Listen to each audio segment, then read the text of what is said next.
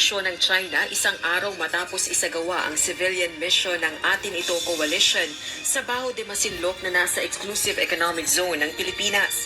Sa isang ulat ng South China Morning Post, maaari umanong idetene ng China Coast Guard sa loob ng 60 araw ang mga non-Chinese na pinaghihinalaang iligal na tatawid sa borders ng China.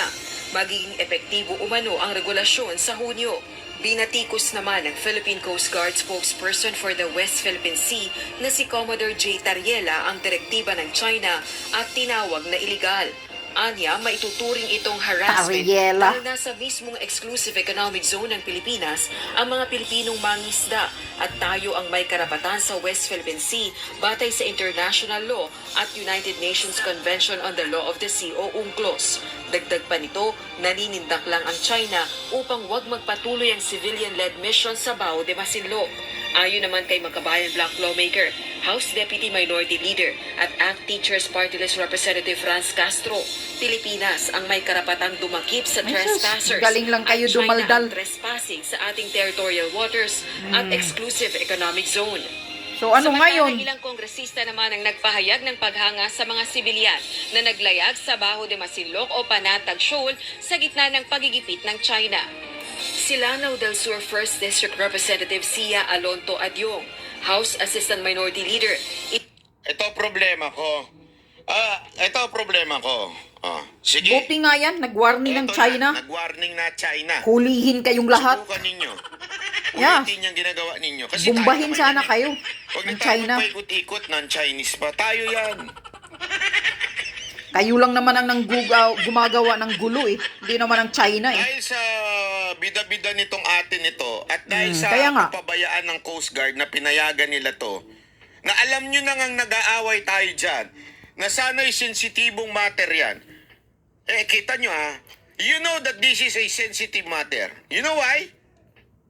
Bakit? Kasi gusto nga ninyong i-secret yung hearing eh. Ibig Yun nga sabihin, eh. you know that what is happening to WPS it's a sensitive matter. You know that?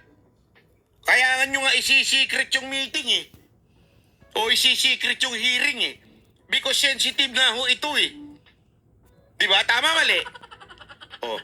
Bakit nyo papayagan ang mga ordinaryong Pilipino na pumunta pa doon? Kung sensitive naman pala itong issue na ito. Para mayroon talagang gulo, mayroong may balita na ang China nang bubuli talaga. Yun lang naman gusto Ngayon, nila eh. Sige, eto tanong ko sa inyo. Ako naniniwala atin yan. Pero hindi ganyan ang approach. Correct. Hindi ganyan ang approach para tirahin ho itong China. Atin yan. O ano, magawa niyo. Nagbabala ang China. Oh. Ulitin-uli nyo. Tapos ikukulong kayo. Anong gagawin nyo ngayon? Buti nga. Ulitin Sige nyo. Matapang kayo. Ulitin nyo. O nananawagan ako sa atin to. Atin to, ulitin nyo. Sige na. Oh, yan. Tapang kayo, di ba? Kaya nga. Ulitin nyo. Ulitin nyo. Tapos, pag ginuli tayo, pag kinuha kayo, sumbong tayo kay Uncle Sam. Kaya nga. Tapos, anong gagawin nyo? Tapos si Uncle Sam, sandali, pag-usapan lang namin muna sa Congress namin to. Makabutin muna ng siyam-siyam. Talagang sarap talagang murahin talaga Huli naman itong... talaga ang China. It's not a question, pero para kang ganito eh. May kaaway ka. Diba? May kaaway tayo, may kalaban tayo eh. Kaya nga disputed, pinaglalabanan natin yan eh. Tapos yung discarding pantanga. Kaya nga, mas lalo mong naghahanap ka ng gulo. Mantakin mo, may pinag-aawayan kayo. Dalawang gang nag-aaway dun sa babae. Halimbawa lang to ha. To. Di ba ganyan yun eh, yung mga gang-gang, tapos pinag-aawayan yung babae. Ano gagawin mo? Sandali, papadala ko lang yung kababata kong anak, yung kapatid kong 12 years old, papupuntahin ko doon sa babae. Papadalan ko siya ng message para sabihin doon sa babae. Tapos, nag-warning to isa. Ulitin nyo yan. Yayariin namin kung sino yung magdadala ng mensahe doon sa babae. I mean, atin yan. Gawin natin ang dapat nating gawin. Pero wag naman yung pangtanga. Na ikakapahamak ng ibang kababayan natin. Tapos, pag ginawa nila yung pagkuha doon sa ating kababayan, kaya ba natin? Hindi. Correct. Kaya niyo ba ang China? Tapang-tapangan kayo na wala sa lugar Sana kasi. nga sumama si Subiri para Kaya nga. tapos na usapan. Ipauna si Subiri doon. tsaka iba pa. Tapang-tapangan na. Diyos ko. Nakakahiya talaga kayo lahat, mga politiko ng Sumama na kayo Pilipinas. lahat. Yung mga madadaldal dyan, sumama na. Kaya nga. Yun ang gusto ninyo eh. Mag-amok eh. Di ba?